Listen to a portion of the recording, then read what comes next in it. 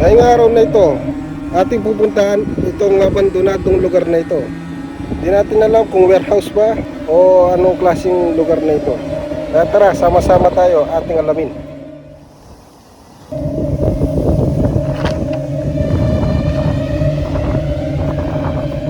Pasok tayo dito.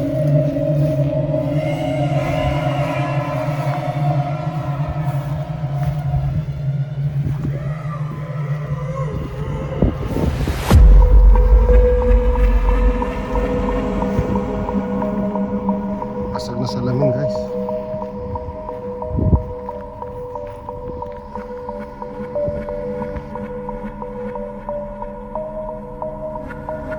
At sa paglalakad ko dito, naglakas loob na ako para pumasok sa loob.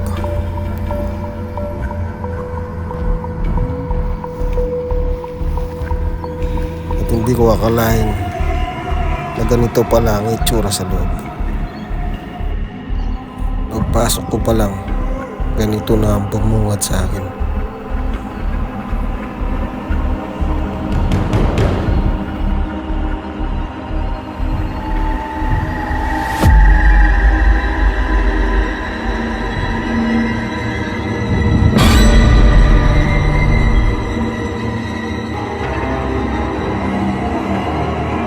Maingat kong tinignan-tignan ang paligid dahil hindi mo alam kung ano ba ang meron dito.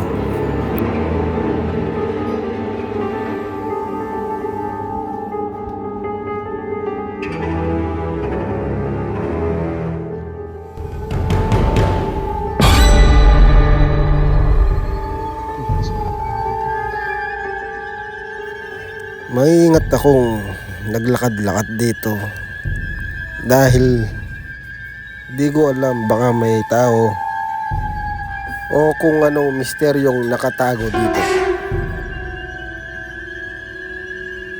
Ngunit pagpunta ko banda rito, naglakas loob na ako na pasukin ito at tignan kung ano ang meron sa loob. At hindi ko akalain na ganito pala ang nasa loob nito.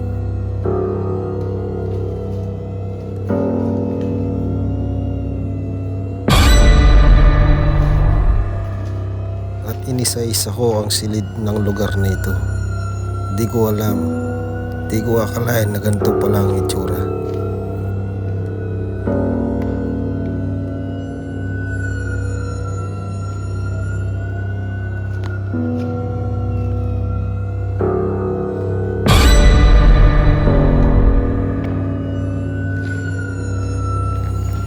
At bigla ako napahinto dito dahil para bang nakarinig ako ng yapak ng paa.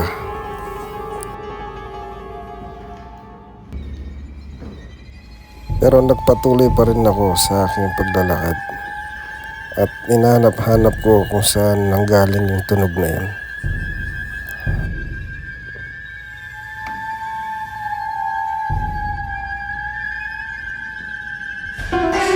At sa pagpasok ko dito, bumungad na lang sa akin ang mga basag-basag na salamin. Talagang napabayahan na ito.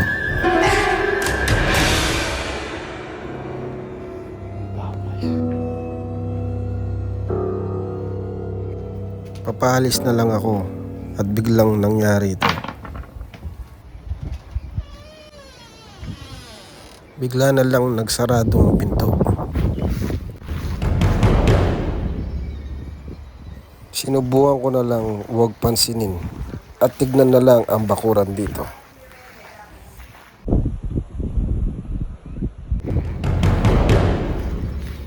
Pero inabuti ko na lang na umalis dito at baka ano pang pwedeng mangyari sa akin dito.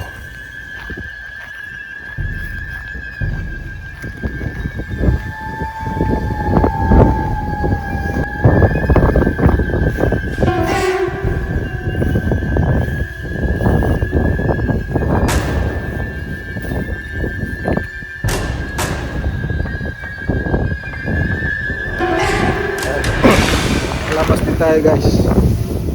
Sa bawat lugar na ating pinupuntahan, dapat lagi tayong nag-iingat dahil hindi mo alam kung ano ang makakasalubong mo. dito na lang tayo. Huwag niyong kalilimutan na mag-subscribe dyan para lumaki pa ang ating channel. Maraming salamat sa inyo.